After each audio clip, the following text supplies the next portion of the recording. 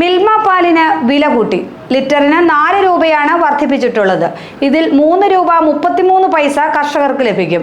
June 1-നാണ് പുതിയ വില നിലവിൽ വരുന്നത്.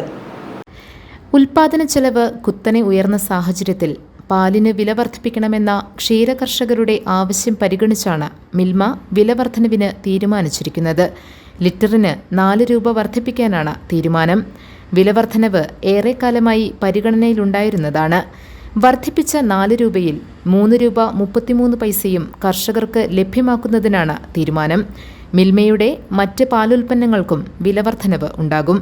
മിൽമ വില കൂട്ടുന്നതോടെ മറ്റ് കമ്പനികളും വില വർദ്ധിപ്പിച്ചേക്കും. നഷ്ടം സഹിച്ചാണ് ക്ഷീരകർഷകർ ഈ രംഗത്ത് തുടരുന്നതെന്ന് നേരത്തെ ചൂണ്ടിക്കാണിക്കപ്പെട്ടിരുന്നു. കാലിത്തീറ്റയുടെ വില വർധനവടക്കം കർഷകരെ പ്രതികൂലമായി ബാധിച്ചിരുന്നു. പാൽ വില വർദ്ധിപ്പിച്ചത് കർഷകർക്ക് ആശ്വാസം നൽകുമെങ്കിലും പാൽ ഉപഭോക്താക്കൾക്ക് തിരിച്ചടിയാണ്. പാക്കറ്റ് പാലിന് കൂടുതൽ വില നൽകേണ്ടി വരുന്നതിൽ ഉപഭോക്താക്കളിൽ നിന്ന് പ്രതിഷേധം ഉയർന്നേക്കും. GTV news, Kothamangalam.